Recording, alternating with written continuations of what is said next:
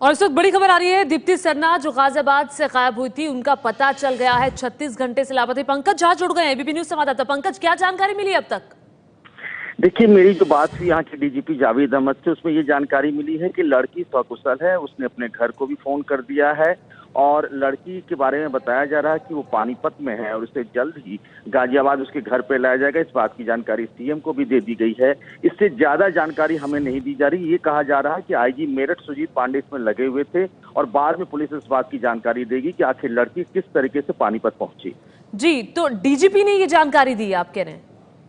जी हाँ, उन्होंने जानकारी दी है कि लड़की सकुशल है, पानीपत में है। उनके घर वालों को ही बता दिया गया। उस लड़की से खुद उनके घर वालों से ही बात करा दी गई है।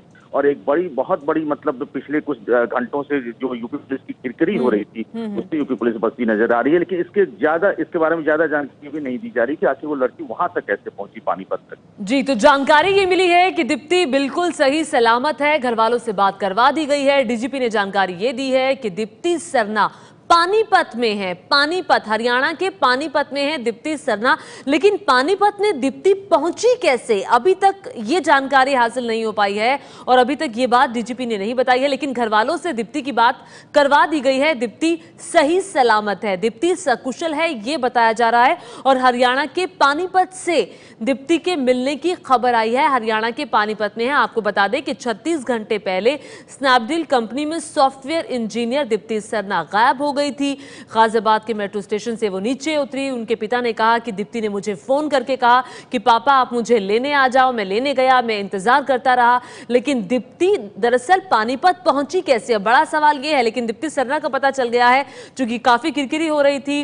गाजियाबाद पुलिस की, यूपी पुलिस की कानून व्यवस्था पर सवाल उठे थे। अब दीप्ति सरना बताया जा रहा है कि हरियाणा के पानीपत में है और बताया यह भी जा रहा है कि दीप्ति बिल्कुल सही सलामत है। घर वालों से भी बात करवा दी गई है।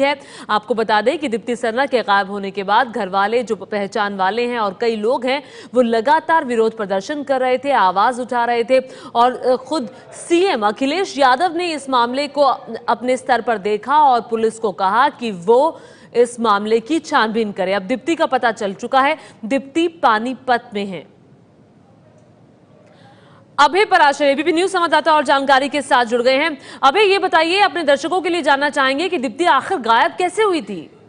देखिए, अगर सबसे पहले मैं आपको बताना चाहूँ, ये बुधवार का मामला है। करीब 8:15 बजे के आसपास दीप्ति जैसे ही अपने ऑफिस से लौट रही थी, वो वैशाली मेट्रो स्टेशन पे उतरी 8:15 बजे के आसपास। और उतरने के बाद वहां से जो शेयरिंग ऑटो होता है, ऑटो हायर किया।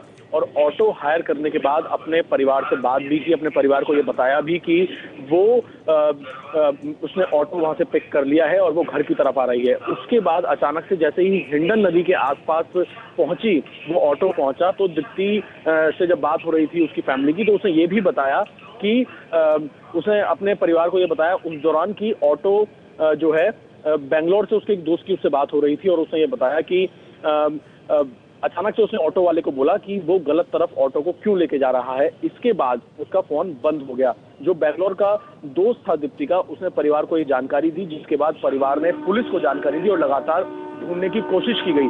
जो लास्ट लोकेशन पुलिस की तरफ से जो जानकारी मिली थी, लास्ट लोकेशन मिली थी मोंटी गांव पड़ता है मेरठ रोड पे, NH 58 पे मोंटी गांव पड़ता है, वहां पे लास्ट लोकेशन मिली थी दीप्ति के फोन की। जिसके बाद से लगातार इस तरह के कयास लगाए जा रहे थे कि दीप्ति कहाँ है, उसे ढूंढने की कोशिश की जा रही थी। और उसके बाद से, लास्ट लोकेशन के बाद से कोई जानकारी नहीं मिल पा रही थी दीप्ति के बारे में। जी, तो अभी आप बता रहे थे कि दीप्ति कैसे गायब हुई थी, क्या हुआ था दरअसल बुधवार की रात जब दीप्ति गायब हुई थी? दीप्ति ने कैसे मेट्रो स्टेशन से जब वो बाहर आई तो वहां से ऑटो लिया, जब वो घर जा रही थी तो उसकी बैंगलोर के एक दोस्त से बात हो रही थी।